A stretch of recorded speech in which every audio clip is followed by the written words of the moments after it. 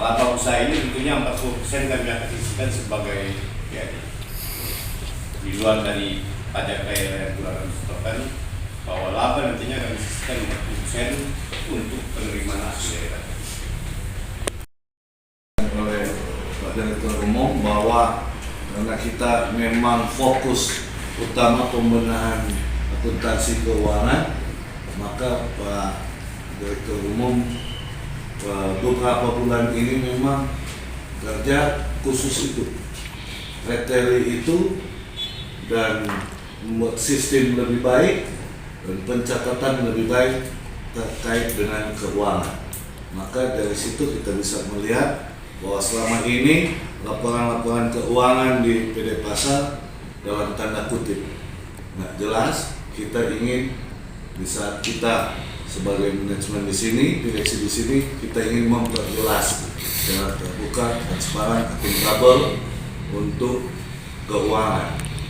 Jadi itu Pak Direktur Umum telah mulai melaksanakan tugas dengan baik, dan selanjutnya DirOps walaupun tidak berkunjung, tapi DirOps ada langsung menanggapi masalah yang retribusi. Ini persilakan Pak DirOps. Hasil pertemuan Pak Dirut dengan MKP di Surabaya, kita langsung follow up dengan melakukan Zoom meeting dengan tim teknis di MKP dengan tim dari retribusi, persiapan untuk digitalisasi retribusi. Ini bertujuan mendorong percepatan dan memaksimalkan pendapatan yang selama ini mungkin ada beberapa kendala. Walaupun kita sudah mulai di awal tahun melakukan sistem non tunai, jadi belum digitalisasi, masih sistem non tunai, pembayarannya melalui permintaan debit ke bank.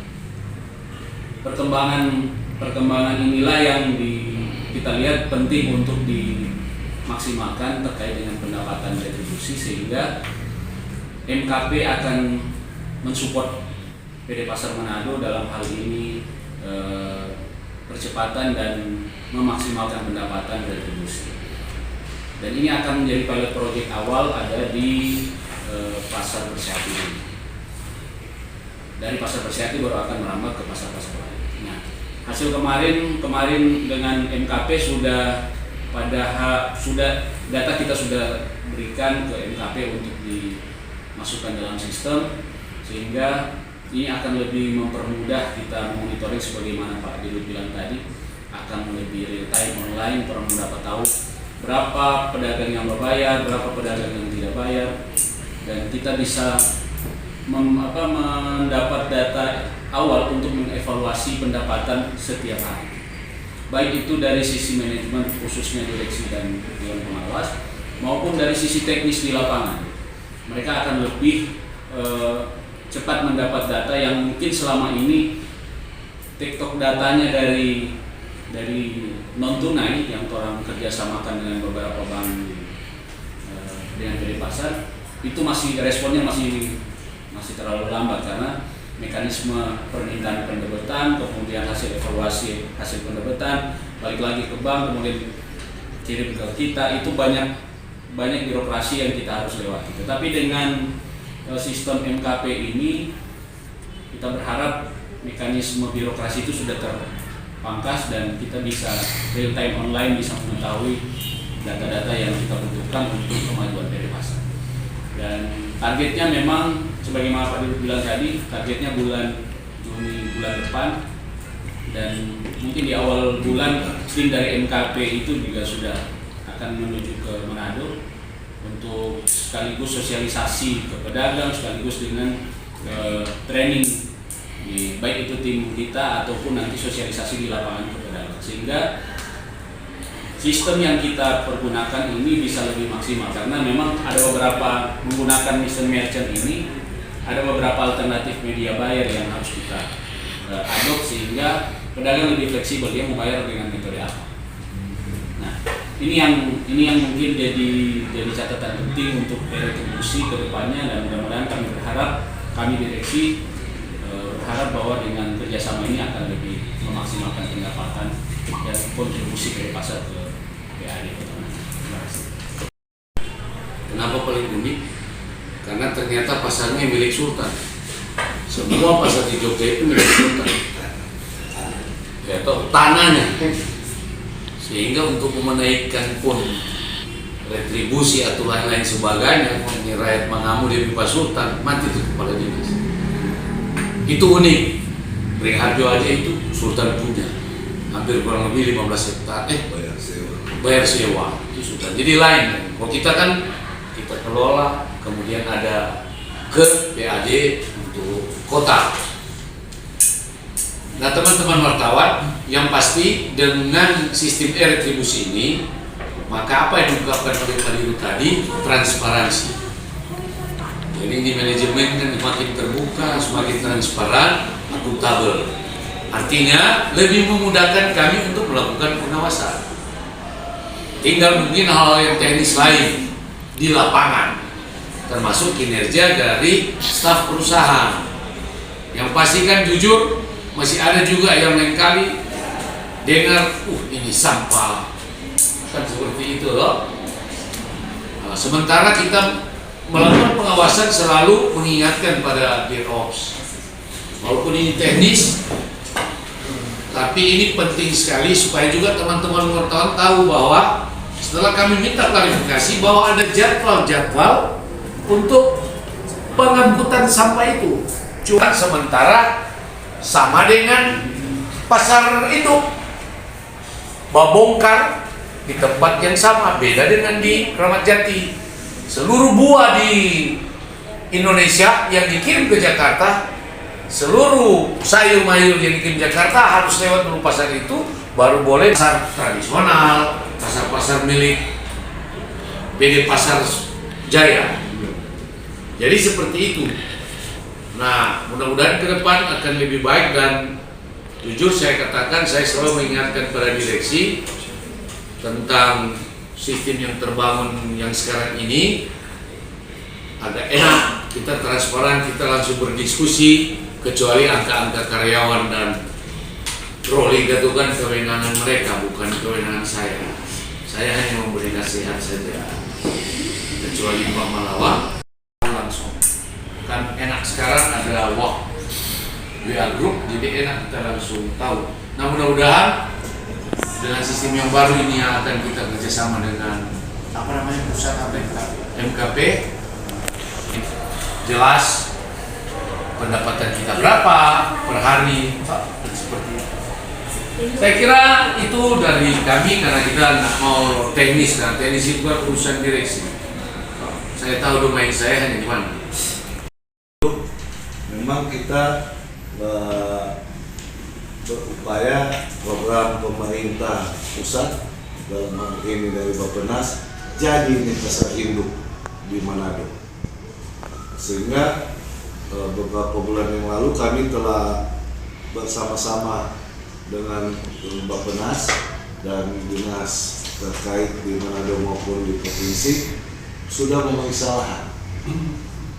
lahan di Paniki 2, lahan coklat dan coklat di sana itu sudah disurvei, tapi ada tempat lain juga yang disurvei, bukan di wilayah Manado, yaitu di wilayah Minahasa, di daerah Kalase. Nah, informasi terakhir tinggal luar ini mau ditetapkan di mana, tapi juga kalau syukur di samping itu ada informasi dari Bapeda Provinsi Sulawesi Utara, kemungkinan besar ada suntikan dana untuk tambahan di Bersahati. Di Bersahati itu dijadikan satu area. Jadi ada area Kota Tua, itu tuh ruko-ruko di Nusantara untuk direhab, dijadikan Kota Tua, tampilan Kota Tua, kemudian area Kalimas bisa dijadikan area pelabuhan. Jadi itu terkoneksi semua. Begitu. Jadi lagi berkuat berdoa ini, siapa tahu itu terwujud jadi lebih baik lagi itu pasar Bersahati maupun adanya pasar induk, pasar Jengki. Jadi kita mahal direksi, ada apa direksi, kita coba bedah kembali nama Bersahati ini dasar hukumnya apa, yang dicetuskan kapan. Kita coba lihat dasar-dasar hukumnya, apakah ada perwal, ada perda, atau ditetapkan melalui apa. Ternyata waktu itu ditetapkan karena semboyan dari Pak NH Eman wali kota saat itu basisnya aman tertib. Jadi itulah yang digaungkan, tapi dasar hukum tidak ada. Kami mencoba nanti akan menyampaikan ke pihak pemerintah kota, kita akan kembalikan pasarnya menjadi ke Pasar Jengki. Kembalikan nama ke aslinya. Dari sononya pasar ini namanya Pasar Jengki.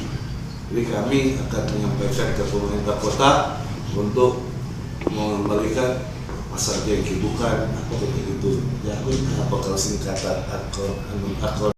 Tapi kita tarik bahwa inilah siapa pasar-pasar di luar sana itu dari dulu hingga kini begitu deh nama Beringharjo, Kramat Jati, Cepat orang ganti-ganti begitu. Jadi salah satu juga itu supaya Pasar Jengki ini bagi tetap ke sampai kapanpun, sampai tong sotua, tong opa om sampai sondale ini pasar tetap Pasar Jengki begitu. Itu kami akan mengusulkan ke pihak pemerintah kota. Kira-kira itu sebagai insinuator yang tidak terpakai di sana, daripada dia memakai lahan yang ada, padahal itu lahan boleh orang kasih pedagang. Jadi orang angkat itu pindah di Buha. Yang penting kita koordinasi dengan BPK kemarin, jangan kasih hilang di barang. Supaya kalau ada pemeriksaan BPK ada. Kemudian waktu orang pindah, orang rekam video, kemudian buat berita acara, dia masih berfungsi atau enggak. Jadi ada dari BPK sudah dan inspektorat menyarankan itu. Jadi barang-barang yang orang pindah ke sana harus orang buktikan dulu DP status aktivitas, rusak, masih berfungsi atau bagaimana, baru tuh boleh pindah. Maka Buha itu sebagian orang pindahkan barang-barang yang tidak terpakai di beberapa pasar untuk pindah ke Buha. Kemudian rencananya kalau memang proses seperti Pak Ketua Dewas bilang, untuk pasar induk itu buka 1x24 jam, tapi yang masuk ini pedagang-pedagang grosir yang tiba-tiba, kalau memang berkenan nanti orang akan lihat mau pindah Buha. Kalau di saat itu ada tanpa, kalau mesin cas masuk dan mesin cold storage masuk di Bersati, maka akan dibangun di bagian belakang. Nah, kalau sebangun di bagian belakang nih, atau tiba-tiba sudah ada tanpa ini, maka orang akan arahkan ke Pasar Buha supaya juga masih boleh beraktivitas sebagai tempat bongkar muat. Itu dia dong 1x24 jam buka le. Kalau making sistem begitu sama dengan Kramat Jati. Orang pedagang kecil mau lihat sayur, lihat barito apa, jam apapun boleh ke situ. Begitu. Chandra Mata Sulut Headline News melaporkan dari Sulawesi Utara.